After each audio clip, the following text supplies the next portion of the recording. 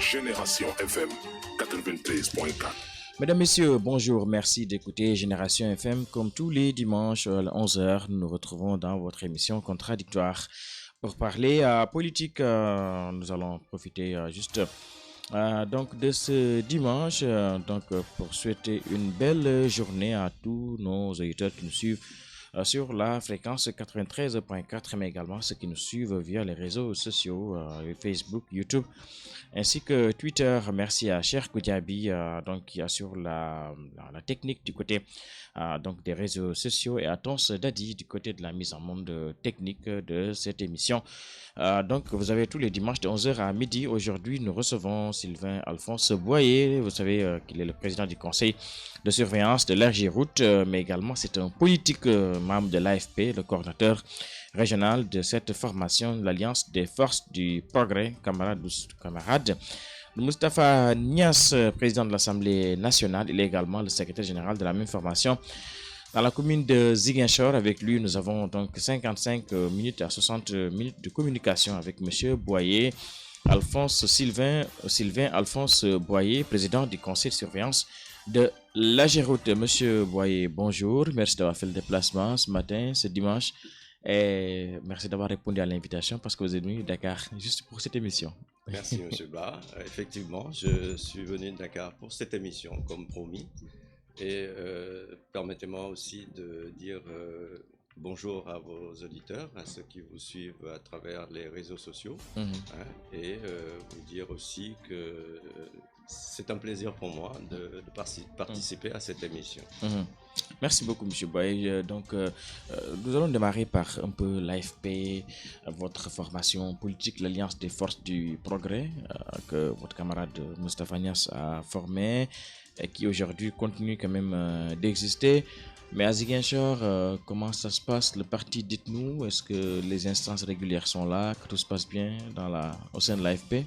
Alors, permettez-moi de rectifier un peu, c'est l'Alliance de forces de progrès. De progrès. Voilà. Et effectivement, nous sommes présents dans la région de Ziguinchor et les structures fonctionnent régulièrement, comme vous dites. Peut-être qu'avec la particularité que nous ne faisons pas beaucoup de bruit, mais le travail se fait dans le cadre de la coalition Benno Bokk Yakaar, et aussi les instances du parti se réunissent régulièrement dans la région pour échanger sur la situation locale d'abord et sur la situation nationale. Par rapport au parti, vous me permettrez de dire que nous sommes dans une instance de vente de cartes dans le but d'aller au congrès, à un congrès de renouvellement des instances dans le courant de 2019 qui se prépare. Et donc, depuis le mois de février-mars, nous avons débuté la vente des cartes du parti. Il y en a qui estiment que votre appartenance à la coalition engloutit un peu l'identité de votre parti, tout comme le Parti socialiste. Finalement, on vous reconnaît plus en Benno Bokk Yakaar qu'en l'Alliance des forces de progrès. Que répondez-vous à cette critique-là? C'est une perception. Pour moi, c'est une perception parce que les partis ont leur propre identité. Et il est vrai que le Benno Bokk Yakaar prend beaucoup de temps dans la vie de nos partis, n'empêche que nos instances se réunissent régulièrement, et ces instances se réunissant régulièrement font des communiqués et échangent sur la vie politique nationale et sur la vie politique internationale, et pour nous, les structures fonctionnent. Et c'est dans ce sens-là d'ailleurs, comme je vous ai dit tout à l'heure, que nous allons vers les renouvellements des instances au niveau national, local d'abord, et au niveau national, afin d'organiser un congrès qui va certainement redynamiser le parti. Et est-ce qu'aujourd'hui, M. Boyer, le fait effectivement de mettre l'accent sur les deux structures, vous avez la structure qui vous unit, qui est la coalition Benno Bokk Yakaar, vous avez votre parti qui est l'Alliance des forces de progrès, comme vous l'avez dit tout à l'heure. Est-ce qu'à force de s'accrocher à la coalition Benno Bokk Yakaar, la coalition de gouvernance, l'outil de gouvernance du président Sall, en fin de compte, vous n'oubliez pas les priorités de votre formation politique, ce qui laisse dire à certains, ce qui fait dire à certains que finalement l'AFP n'existe pas sur le terrain, ils existent derrière Benno Bokk Yakaar. Non, mais bon, vous savez, Benno Bokk Yakaar est une coalition. Hein, et c'est vrai que depuis 2012, nous allons aux élections avec cette coalition-là. Et bien avant cela, nous allions dans le cadre de Benno Siggil Sénégal. Mais ça n'empêche que l'identité des partis est respectée à travers cette coalition-là. Hein. Bon, il est vrai qu'aujourd'hui, la situation politique nous amène à travailler en coalition, et parce qu'on s'est rendu compte qu'un parti tout seul ne peut gagner les élections, comme vous avez pu le constater vous-même, puisque vous êtes observateur de la scène politique. Mais n'empêche que l'essentiel pour nous, c'est que le parti reste structuré, et que le parti, les instances de base du parti fonctionnent, et que les instances aussi suprêmes du parti fonctionnent. Et c'est ça qui est l'essentiel. Bon, maintenant, il peut y avoir certainement une petite, comme on dit, un petit désintéressement à partir des militants de base, puisqu'ils restent en fait, à la limite même, ils peuvent confondre la coalition et le parti. C'est ce que je me disais. Ouais, voilà, et effectivement, ça peut exister, et je pense que c'est une pédagogie, et une nouvelle pédagogie qu'il faut inclure et entretenir dans les partis. Bon, maintenant, au niveau de l'AFP, nos ambitions, quand même, sont des ambitions que tous les partis du Sénégal doivent avoir, c'est-à-dire la conquête du pouvoir. Voilà. Est-ce que vous n'êtes pas sur le point d'y renoncer? Non, pas du tout, pas du tout. Bien au contraire, nous nous préparons, hein, mais nous nous préparons certainement dans la coalition Benno Bokk Yakaar. Hein. Alors aujourd'hui, vous avez un contexte nouveau au Sénégal, même pas au Sénégal, un peu partout dans le monde populiste, alors que les partis traditionnels aujourd'hui, comme le Parti socialiste et l'AFP, semblent menacés par l'émergence de nouvelles philosophies politiques. Au Sénégal, nous avons connu des phénomènes cette année, des candidats ou même des gens qui sont sortis de nulle part, qui sont venus imposer un peu leurs idées.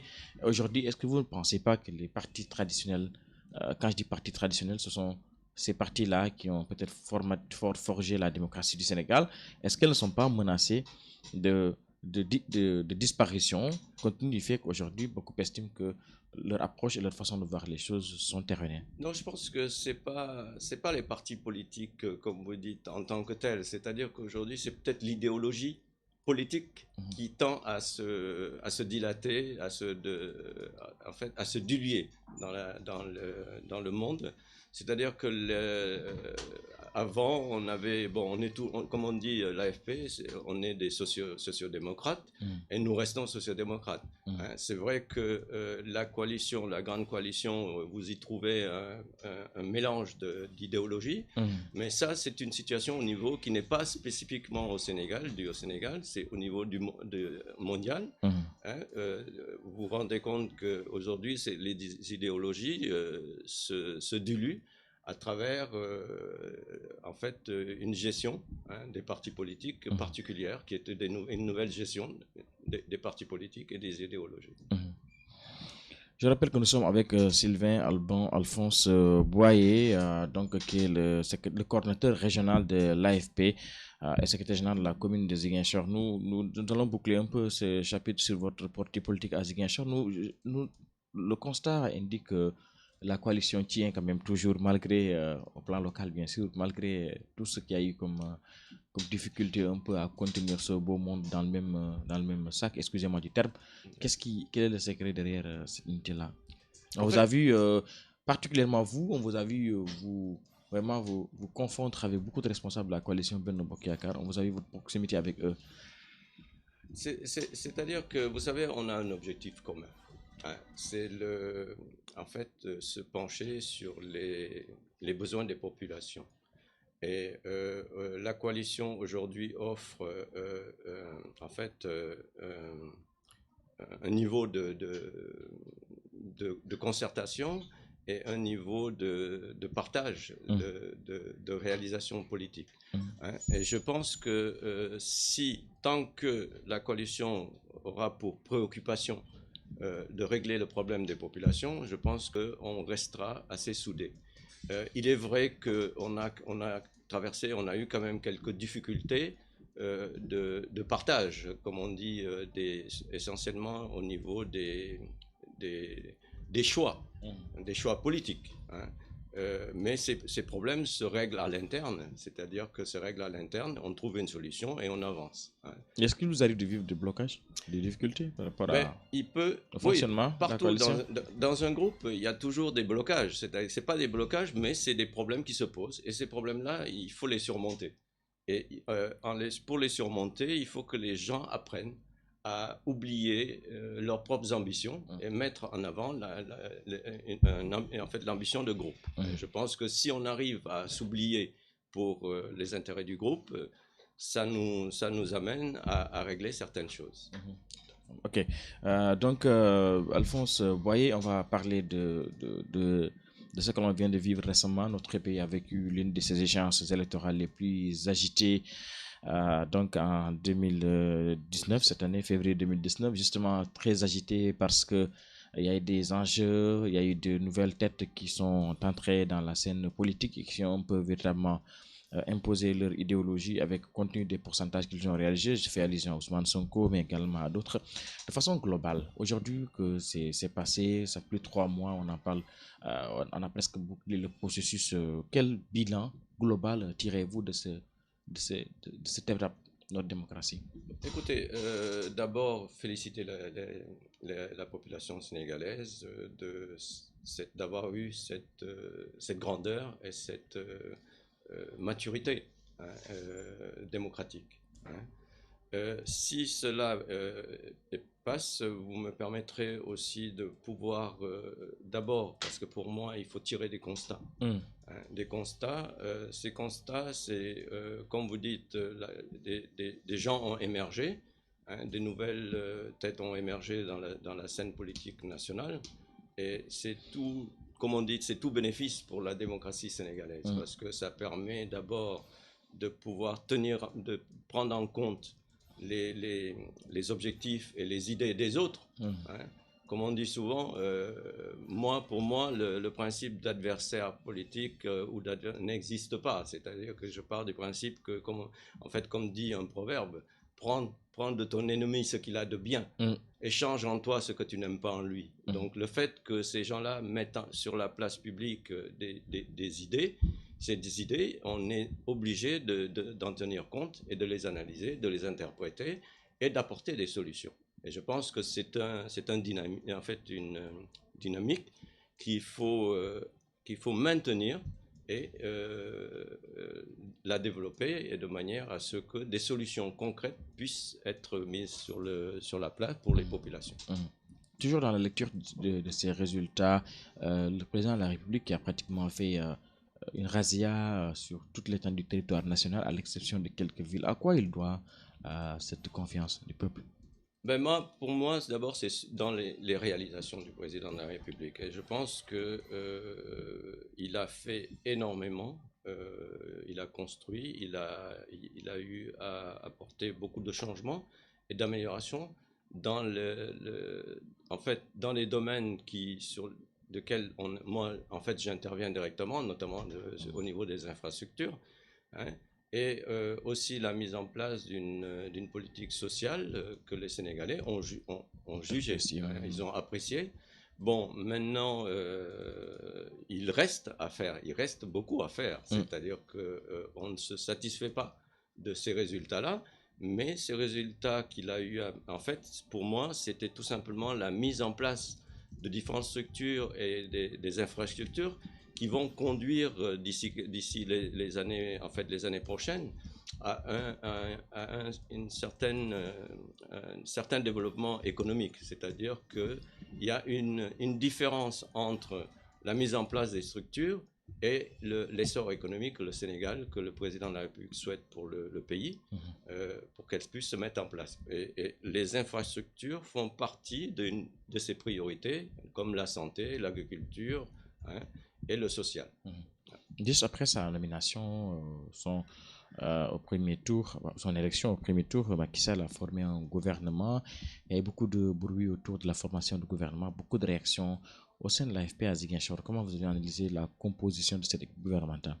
Non, vous savez, la formation d'un gouvernement relève des attributions du président de la République. Et donc, on lui laisse ses prérogatives d'organiser son gouvernement parce qu'il juge, il doit apporter un jugement sur une équipe avec laquelle il va devoir travailler. Et c'est à lui de composer cette équipe-là. Et il l'a composée et aujourd'hui, je suis certain qu'il pense que c'est la meilleure équipe qui puisse l'accompagner pour le moment, dans ces réalisations et ce qu'il souhaite pour les populations. Donc, au niveau de l'AFP, nous l'accompagnons entièrement dans ce sens-là. Et au niveau, comme vous précisez, au niveau de la région, il a fait des choix. Et ces choix-là, il les a faits, il les a mis en place. Et on va, à partir de là maintenant, travailler avec ce choix-là. On ne vous a pas entendu réagir sur ces choix auxquels vous faites allusion. Effectivement, c'est la sortie de 3 membres du gouvernement qui étaient des Ziguinchor, qui n'y sont plus. En lieu et place, c'est un ministre qui a été nommé pour le compte de la région. L'AFP, au niveau régional, on ne vous a pas entendu sur ça. Est-ce que finalement, vous vous dites que de toute façon, ce n'est pas l'AFP qui est concerné ou? Non, ce n'est pas une question de l'AFP. Le jour où il jugera qu'on est en mesure de lui apporter ce qu'il a besoin dans sa vision, dans le gouvernement, je pense qu'il fera appel. L'AFP est présente dans le gouvernement avec notre camarade Alioune Sarr, qui est ministre du Tourisme et des Transports aériens. Donc, à partir de ce moment-là, et moi-même, il m'a confié des responsabilités que j'assume, donc au titre d'abord de l'AFP et au titre de la région de Ziguinchor. Donc, c'est pas, comme je disais tout à l'heure, il a un objectif. C'est lui qui définit la politique. Donc, l'équipe qu'il va mettre en place, c'est cette équipe-là qui va l'accompagner. Je pense que c'est la meilleure équipe qu'il juge pouvoir l'accompagner. C'est comme un chef d'entreprise. C'est à lui de choisir ses collaborateurs. Le jour où il a besoin d'autres personnes, il fera appel à ces autres personnes. Et comment justement, donc comment appréciez-vous que le président Sall, formant un gouvernement, retire à Ziguinchor 3 ministres et laisse un seul ministre à la région de Ziguinchor? Qu'est-ce qu'il y a, sur quoi, qu'est-ce qui peut fonder un tel choix? Est-ce qu'il vient justement du fait que voilà, la région de Ziguinchor n'a pas relevé le défi, qu'elle a perdu les élections? Vous pensez que c'est lié? Non, pour moi, c'est pas lié. Il n'y a aucun lien entre les élections présidentielles et la formation du gouvernement, en fait, du 7 avril. Pour moi, je pense que d'abord, il a choisi un département ministériel qui est le commerce, qui est un département extrêmement important. Quand on fait le choix, c'est-à-dire que quand on fait la balance entre ce qu'on avait et ce qu'on a aujourd'hui, c'est quand même un département qui est très important au point de vue économique dans le pays. Donc, pour moi, il n'y a pas de perte au change. Et il n'est pas dit que c'est en étant ministre qu'on peut régler les problèmes. Les problèmes, c'est au niveau de toutes les structures, toutes les étapes du gouvernement que les problèmes seront réglés. Et je pense que la Casamance n'a pas perdu au change. En fait, tout à fait, il est normal que les populations ou que la région de Ziguinchor puisse dire, bon, j'aimerais avoir plus de ministres. Ça, c'est normal. Bon, mais c'est le président qui choisit ses collaborateurs. Et comment avez-vous appris le départ de ces membres du gouvernement? On vous connaît aussi très proche, par exemple, d'Aminata Angélique Manga. Comment vous avez appris leur éjection? Comment vous les avez pris au plan personnel, quoi? C'est-à-dire que vous savez, quand on rentre dans un gouvernement, quand on est appelé à rentrer dans un gouvernement, on se prépare à en sortir. On se prépare à en sortir. Et quand on remplit sa mission, on est là pour remplir une mission. Et quand on a fini sa mission, on doit pouvoir partir. Et c'est cette logique qu'il faut appliquer. Parce que dès qu'on rentre dans un gouvernement, on doit pouvoir se dire, bon, un jour, je vais devoir partir. Bon. Mais l'essentiel, c'est que quand on y rentre, que l'on puisse remplir la mission et qu'on la remplisse bien. On sait que quand vous avez des portefeuilles ministériels, quand même, ça permet de construire ou disons de retenir en termes de cohésion une certaine base politique. Là, quand vous perdez tout d'un coup 3 ministres, est-ce que ça ne déconstruit pas le travail de massification de la coalition? Quand on sait que la politique, ce sont les moyens, bien sûr, et les moyens, ça vient des portefeuilles ministériels vous savez, et des PCA. Oui, on demande aux gens d'être, je dirais, d'être propres. Donc, c'est vrai que quand on dirige un département ministériel, on a toute la logistique, on a tous les moyens d'orienter. Quels attributs de plus c'est sûr. Mais est-ce que ces attributs doivent être utilisés que pour faire de la politique politicienne? Non. Et je pense que quand on nomme un ministre, il est d'abord nommé pour le pays et non pour une région. Par contre, je sais que, comme on dit, quand on est issu d'une région ou d'une localité, on a toujours quand on prend des décisions, on a des penchants. Et je pense que ces penchants, c'est tout à fait naturel. C'est tout à fait naturel parce que quand, par exemple, moi, un dossier arrive au niveau de mon conseil, que je vois que je peux tirer pour ramener à Ziguinchor, je le fais. Donc, c'est des outils de développement et je pense que c'est comme ça que moi je comprends. Et je ne pense pas que le président ait affaibli la région. Non, bien au contraire. Bien au contraire. Vous pensez qu'il a toujours le même amour qu'il est pour la région, venu 3 fois ici? Il l'a dit, et je pense, en fait, il l'a dit et je le crois, qu'il a le cœur dans la région de Ziguinchor. Il a instauré une nouvelle politique, pas politique, philosophie gouvernementale qu'il a appelée Fast Track. Ça fait beaucoup de bruit finalement, c'est même ironisé au niveau des réseaux sociaux, tout ce qui va vite c'est du fast track. Pourquoi cette nouvelle approche, cette nouvelle façon de faire? Est-ce que le président a pris conscience qu'il a beaucoup tardé par rapport à son premier septennat?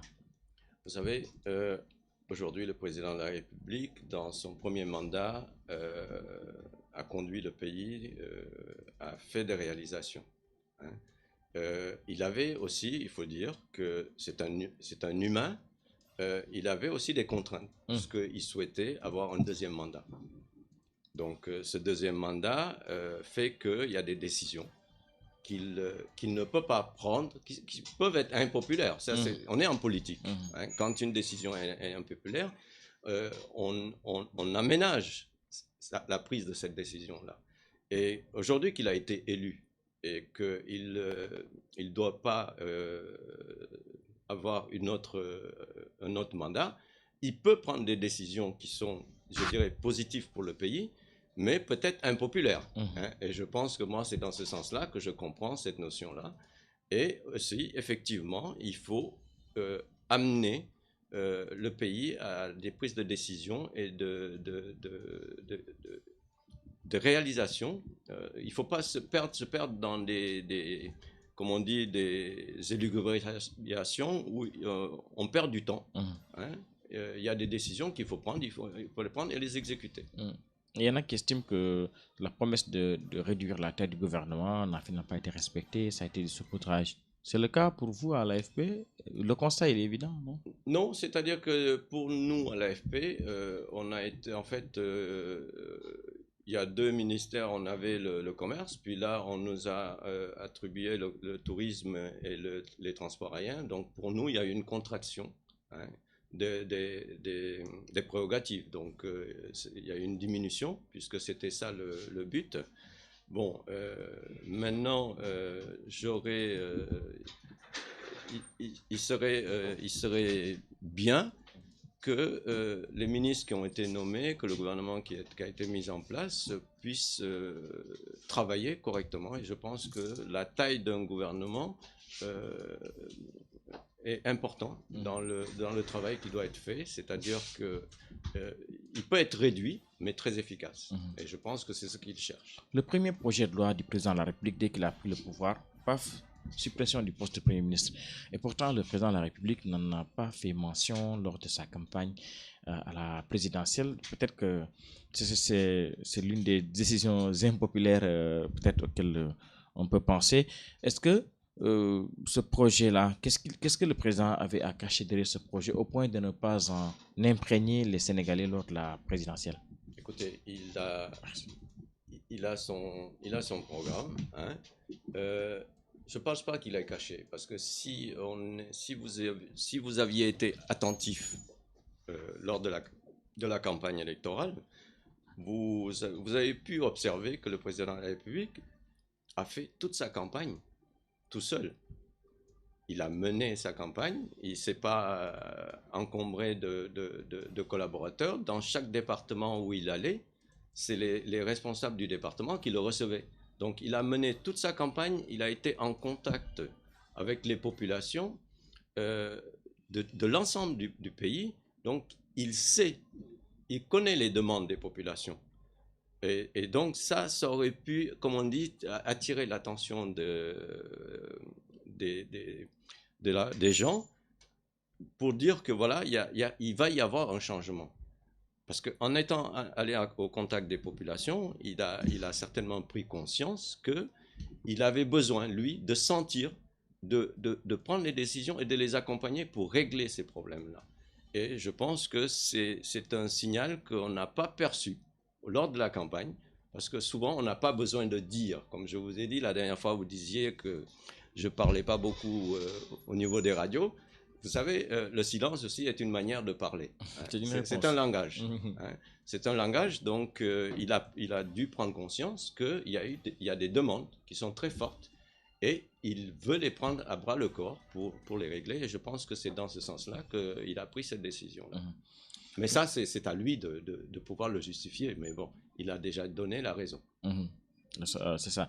On reviendra un peu sur justement toujours le président de la République et le chapitre Macky Sall et Casamance, mais nous allons d'abord parler des échéances locales vers lesquelles nous nous acheminons. Peut-être avant les échéances locales, peut-être une dernière question au plan politique, sur le plan national. L'AFP aujourd'hui est-elle en train de guetter peut-être à une éventuelle, est-elle candidate à une éventuelle succession de Macky Sall à la tête de l'État? On vous entend pas sur cette question aussi? Guetter, non, parce que l'adjectif que vous utilisez, c'est pas. Parce que nous ne guettons pas. Hein, nous nous mettons sur la scène politique.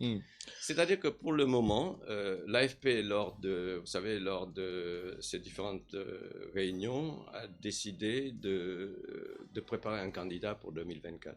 Mais il faut préciser il faudrait préciser plutôt dire un candidat à la candidature, parce que pour le moment, nous restons dans la coalition Benno Bokk Yakaar et nous comptons persévérer dans cette coalition-là.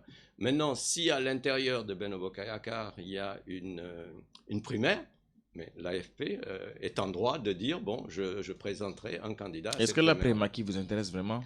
Mais certainement, parce que nous sommes un parti politique. Mais il va falloir créer les conditions justement de cette ambition. Et aujourd'hui, vous êtes dans une coalition rangée, comme on dit dans le jargon, comme dans l'armée. Vous ne protestez pas, vous ne dites rien, vous n'exprimez pas vos ambitions. Est-ce que vous allez attendre à la fin des 5 ans du président Sall pour dire que voilà, nous sommes intéressés par la gestion de l'État? La protestation peut se faire à l'intérieur. C'est-à-dire que quand on n'est pas d'accord, quand on est dans un groupe, quand on n'est pas d'accord, c'est à l'intérieur du groupe qu'on règle les problèmes. Et je pense que c'est ce qui se fait. Hein. Ça n'empêche que l'AFP a ses ambitions. Maintenant, est-ce qu'il faut mettre sur la place publique toutes les protestations ou tout ce dont on n'est pas d'accord? Non. Et on n'est pas dans cette logique-là. Et nous, au niveau de l'AFP, ce n'est pas notre manière de travailler. On a des instances, et ces instances, nous les respectons. Parallèlement, il y a des formations politiques qui ont sans doute le même appétit, hein, celui de succéder au président Sall. Si le président Sall lui-même ne crée pas les conditions de celui qui va être son propre successeur à la tête de l'État, vous avez le Parti socialiste qui est à côté, vous avez d'autres formations qui accompagnent Macky Sall depuis les premières heures de la formation de sa coalition. Finalement, est-ce que vous vous dites qu'à l'AFP, vous avez de la chance? Est-ce qu'on peut avoir de la chance? Mais bien sûr. Bien sûr, puisque ça dépendra de la personne qu'on va présenter. Cette chance-là, elle est donnée à tout le monde. C'est que dès qu'on part à une compétition, si on se dit qu'on ne gagne pas, c'est pas la peine d'y aller. Hein. Donc, à partir de ce moment-là, on va à une compétition, certainement, ça je dis, c'est aux instances du parti d'en décider. Si on doit aller en compétition, on ira, on mettra en place un candidat qui va remplir ces conditions. C'est cette dynamique de reconstruction qui pousse certains à penser que justement l'appel à l'ouverture de Moustapha Niasse par rapport à vos camarades entre guillemets égarés qui ont quitté votre formation, demander un peu le retour aujourd'hui parce que il faut pas être, vous avez peut-être Moustapha Niasse a conscience qu'il faut avoir de gros ailes comme on dit pour postuler à la tête de l'État. Aujourd'hui, ceux qui sont partis, on appelle à leur retour. Pourquoi? Est-ce que justement c'est dans ces dynamiques-là que vous appelez les autres à revenir, les Malick Gakou qui avaient quitté longtemps? Non, c'est pas nous qui avons demandé. On n'a pas, le président Niasse n'a jamais demandé à ce qu'ils reviennent. C'est pas, peut-être que c'est réitérer peut-être l'ouverture du parti à recevoir ceux qui étaient partis, à rentrer. Non, c'est-à-dire que quand quelqu'un vous quitte, hein, et qu'il qui vous quitte, soi-disant parce qu'il y a une frustration. Oui, frustration, ou il y a une mésentente, à un moment donné, il faudrait. C'est la personne qui part en général qui doit faire le premier pas. Et je pense que le président Niasse n'a jamais demandé à ce que ces gens-là reviennent dans le parti. Bon, le parti fonctionne, le parti a eu à prendre des décisions pour fonctionner, et jusqu'à présent, l'AFP fonctionne et avance. Maintenant, que ces gens-là jugent que c'est à travers une déclaration de notre ancien camarade que toute cette polémique s'est mise en place. Mais nous attendons, on n'a jamais encore reçu on n'a pas reçu quelque chose d'officiel. Donc nous attendons, et les instances du parti décideront de ce qui adviendra. On reproche à votre parti aussi d'être l'une des rares formations au Sénégal qui exclut des militants, même si on l'a vu maintenant avec le Parti Socialiste. Moustapha Niasse qui a fait une sortie récemment, il y a quelques années, pour exclure des militants de l'AFP. Est-ce qu'en politique, vous pensez que c'est une règle d'or alors qu'on s'attend à additionner et pas à soustraire? Non, vous savez, le président Niasse n'a pas exclu. Il a été mis une commission ad hoc quand il y a eu la décision en 2014 de soutenir le président, la candidature. Donc je vous précise que nous avons été le premier parti à déclarer la candidature du président Macky Sall. Il y a parmi nous des camarades qui n'étaient pas d'accord, et lors de cette rencontre, ils ne l'ont pas manifesté, ils ont attendu après. Donc, et quand on pose un problème, quand on pose des actes dans un parti, il y a des conséquences. Et je précise que le président Niasse n'en est pour rien, puisque moi-même, qui vous parle, c'est moi qui étais le président du comité ad hoc, le comité de discipline ad hoc, qui a décidé de proposer l'exclusion de ses camarades-là. Donc, je peux dire, c'est moi-même qui est présidé à cette commission-là. Et le président Niasse, on lui a fait une proposition qu'il a entérinée. C'est normal. Mais les instances du parti avaient décidé, ce sont les instances du parti qui en ont décidé. Maintenant, quand quelqu'un ne se sent pas appartenir à un groupe, soit il part de lui-même, ou bien à ce moment-là, quand il pose des actes à poser des problèmes, bon, la structure prend une décision d'exclusion dans la manière pour conserver l'essentiel du groupe. Et je pense que c'est ce qui a été fait. Et vous avez dirigé ce comité ad hoc. Est-ce qu'aujourd'hui, vous pouvez nous faire l'exclusivité, nous dire l'exclusivité que vous allez prendre l'initiative peut-être d'aller chercher, d'aller les ramener pour fortifier votre formation politique? J'ai dirigé ce comité ad hoc. J'ai eu à faire ma mission. Ma mission est terminée dans la mesure où on a fait Vous êtes prêt à assumer une nouvelle mission si Moustapha Niasse vous l'a confié pour ramener vos camarades qui ont quitté l'AFP? Si les instances du parti décident qu'il faut faire ça, ben nous serons disposés. Il y aura des conditions. Mais quel est votre avis sur la question? Est-ce que vous êtes pour que votre parti, que les instances régulières... Pour le moment, non. C'est-à-dire que personnellement, je ne peux pas et je ne dois pas prendre la décision. Mais vous avez un avis quand même à donner. C'est votre avis Mais personnel qui n'engage pas le parti. mais l'avis, je le donnerai à l'intérieur de mon parti. Alphonse Boyer, donc, qui est le coordinateur régional de l'AFP, je vois que vous ne voulez pas me donner, vous ne voulez pas me donner un titre de journal demain lundi, mais c'est pas grave. Alors, on va parler un peu des échéances locales à venir. Ce sera en décembre, ce ne le sera pas. Vous êtes à l'AFP, vous êtes pour quelle option? Le report ou pour le maintien? Là aussi, on ne vous a pas encore entendu. Un peu l'AFP toujours dans le mutisme. Non, c'est pas dans le mutisme, comme je dis. Hein. C'est-à-dire que vous ne pouvez pas être dans une coalition et ne pas vous concerter. Et la concertation nous entraînera à prendre une décision qui sera une décision de groupe. Et c'est comme ça que nous travaillons. La concertation, elle est indispensable dans un groupe. Et que ce soit maintenu au 1er décembre, comme pour le moment, c'est ce qui a été retenu, mais le président de la République est en train de mettre en place, je pense, une cellule de discussion et d'échange. Vous êtes pour qu'on maintienne à date échue les locales ou vous pensez qu'il faut les reporter? Décidément, vous aimez bien les décisions personnelles, vous savez. Hein, en politique, on ne prend pas de décisions personnelles. Hein, souvent, on cherche un peu l'avis des formations politiques. À l'AFP, vous avez dû en discuter probablement. Pas pour le moment. Ok. N'en avez pas encore abordé. Non, on n'a pas. Néanmoins, quand même, quand on respecte le calendrier institutionnel, oui, c'est en décembre, qu'elles vont avoir lieu. Revenant maintenant au cadre spécifique de Ziguinchor, on va un peu laisser le compagnonnage national parler de Ziguinchor. Est-ce que vous déjà vous l'envisagez au sein de l'AFP, pas au sein de la coalition Benno Bokk Yakaar? Envisager quoi? Les locales, vous les préparez? Ben, nous les préparons, comme toutes les instances des partis. Nous préparons le local et je pense que les locales à venir, notamment si vous permettez, quand vous dites qu'on parle de la situation au niveau de Ziguinchor, pour moi et pour notre parti, c'est-à-dire que les locales à venir pour la commune de Ziguinchor, ce sera des élections déterminantes.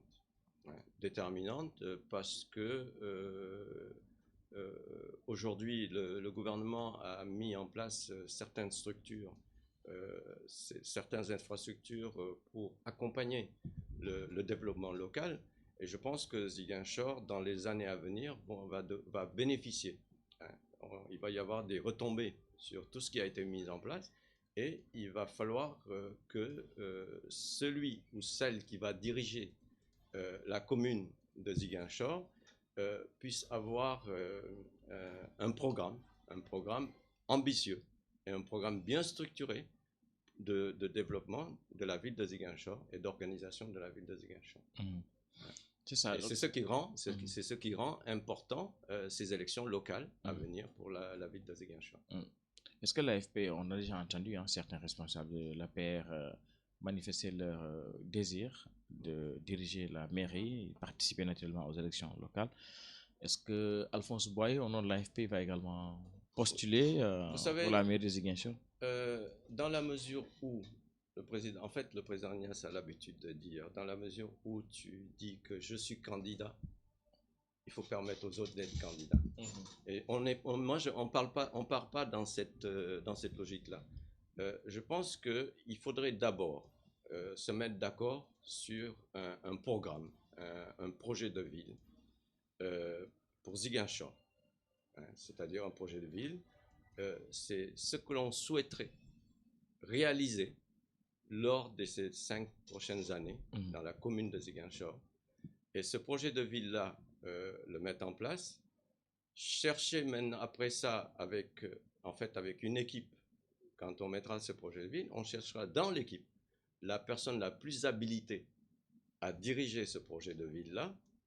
Ce sera cette personne qui sera choisie pour conduire la mairie. Mais plutôt, je ne parle pas, il faudrait, c'est pas chercher le maire qui est quelqu'un d'incontournable dans la ville de Ziguinchor. Non, il faut chercher un maire qui puisse gérer une équipe de développement de cette ville-là, parce que le problème se pose et ça devient de plus en plus accru. C'est un cas de figure qui explique peut-être un de vos récents adversaires, Baldé, ou qu'il est dans ce dispositif aussi.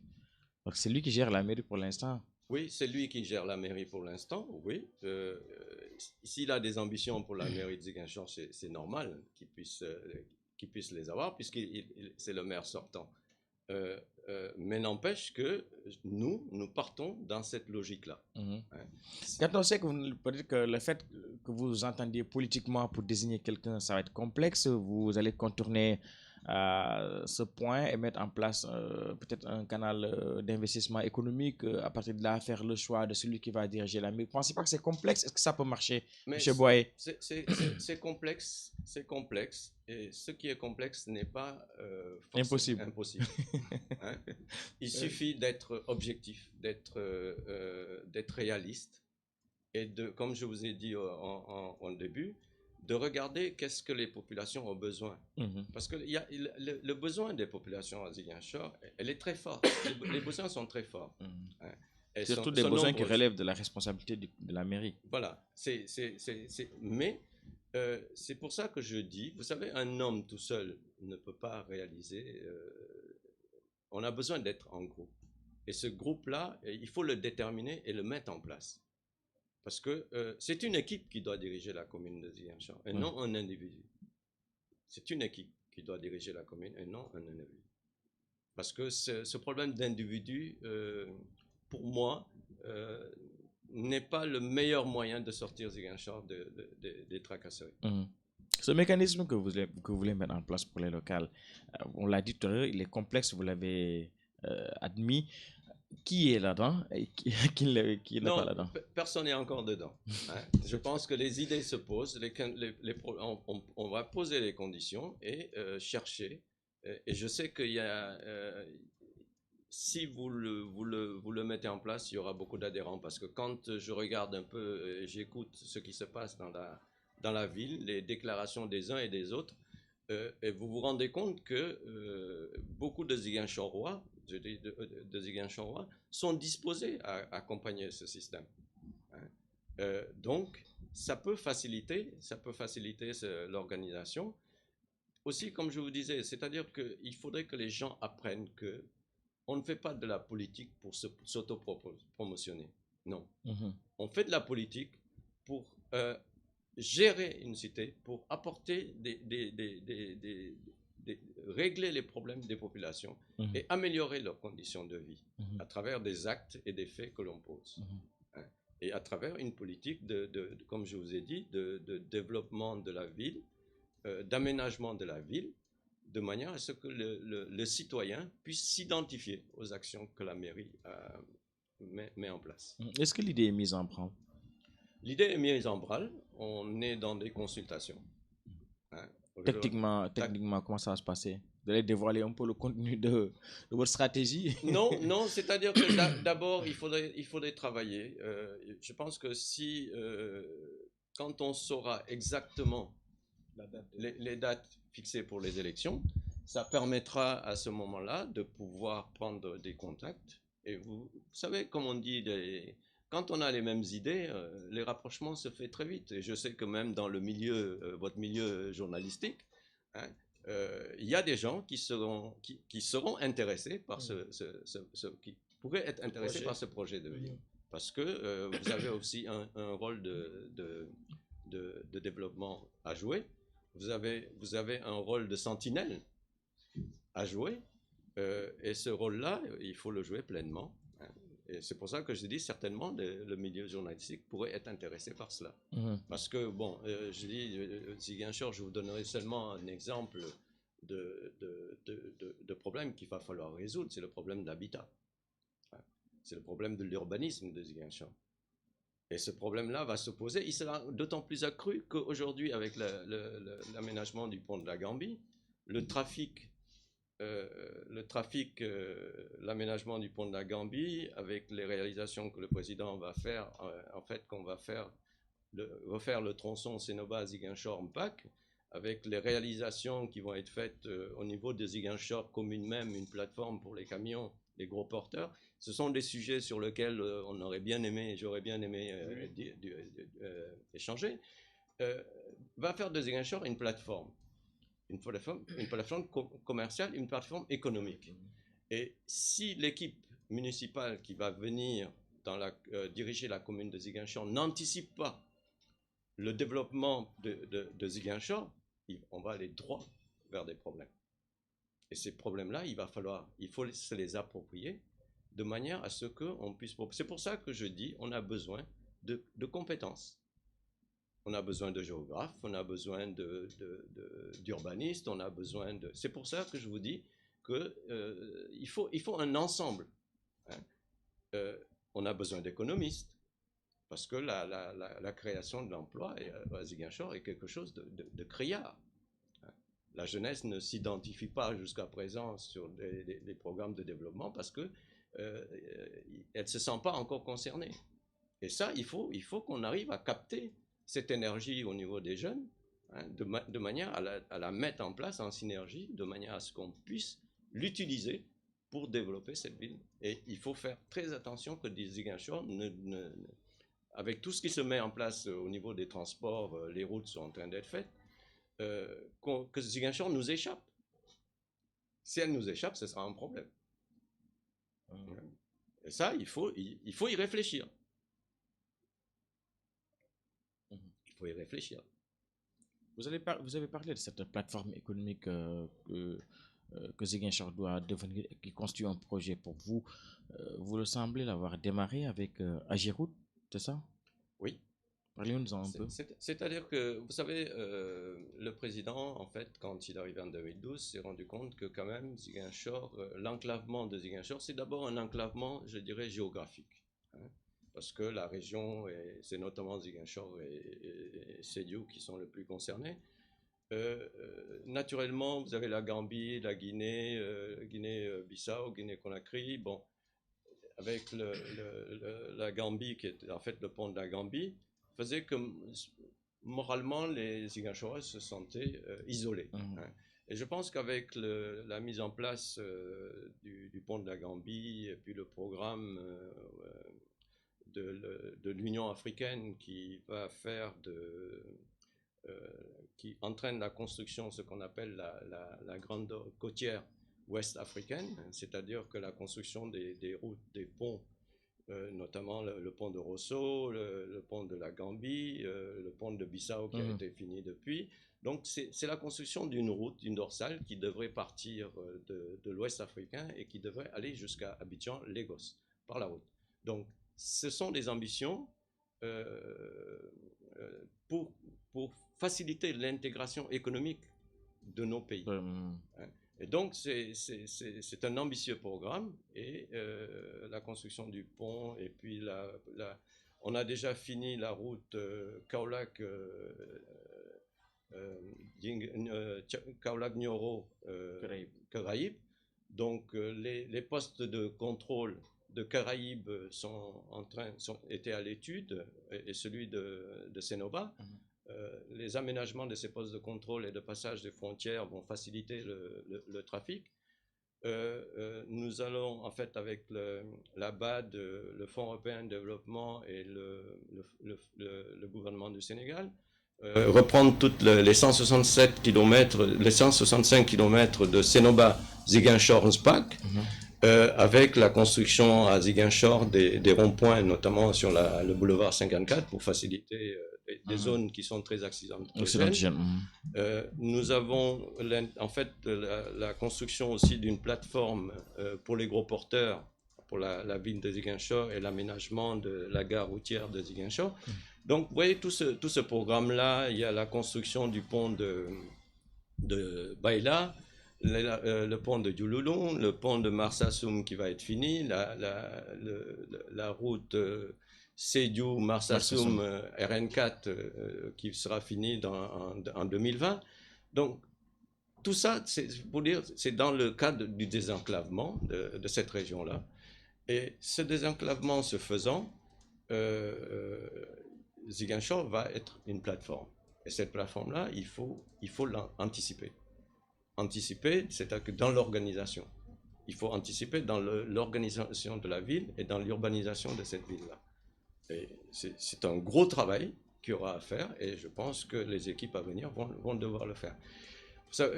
Et Ziguinchor va devenir une plateforme parce que quand la RN6 elle est terminée, hein, aujourd'hui, Ziguinchor, quand même, quand tu prends la région de Ziguinchor, Sédhiou, Kolda, celui qui veut aller à Dakar sans passer par la Gambie, a le pouvoir de le faire. Passer par Tamba, ça fait 700 et quelques kilomètres.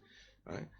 Sinon, il prend les 450 kilomètres. Vous avez les bateaux qui font la liaison régulièrement. Vous avez 4 vols par jour à partir de Ziguinchor. Donc aujourd'hui, on ne peut pas parler de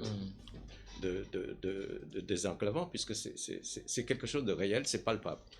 Maintenant, nous avons aussi dans ce programme-là la construction de la boucle des Kalounaï, les 64 km, avec l'aménagement au niveau de Bunkiling. D'abord 4,5 km d'aménagement à l'intérieur de la ville de Bunkiling. Dans le Bignona que la route va traverser, il y a 7 km d'aménagement bitumé qui sera fait. Vous avez à partir de Tobor, vous aurez les 65 km. Et dans ces 65 km, vous avez après, parallèlement à cette construction, vous avez l'aménagement de pistes de production.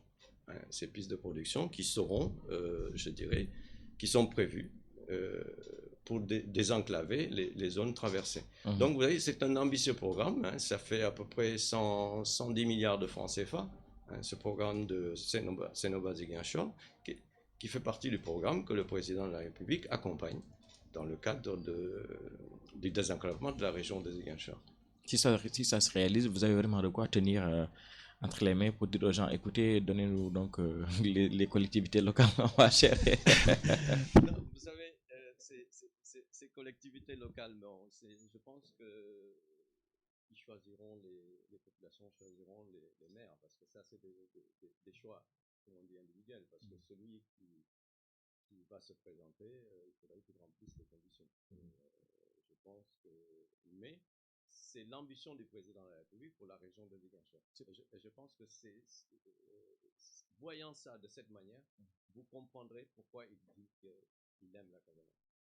Parce qu'il a fait beaucoup de choses. Même si c'est des projets qui ont été définis avant la présidentielle, bien sûr. C'est pourquoi le démarrage de ce tronçon Sénoba.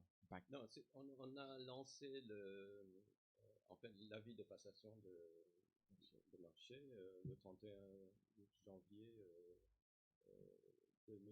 2019. Donc le système est en train d'être mis en place. C'est des marchés qui seront attribués bientôt, et de manière à ce que ça puisse se faire.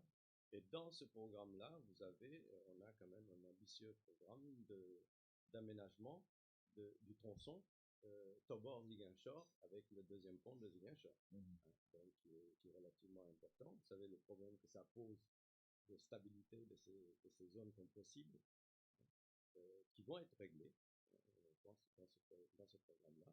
Maintenant, le deuxième pont de Ziguinchor dont on entend parler, nous sommes encore dans les discussions avec des bailleurs, mais le projet est bouclé, il est terminé, et il reste seulement à se mettre d'accord avec les bailleurs. Donc, on va aborder un dernier point, M. Boyer. Il s'agit d'un point économique, ça fait l'actualité. C'est la campagne de commercialisation dans la carte. Là également, l'État, dans le cadre de la politique de souveraineté économique, a décidé de moderniser le port de Ziguinchor ces dernières années. En conséquence, il a pris une mesure allant dans le sens de promouvoir l'exportation à 100% de la production dans le cadre du port de Ziguinchor.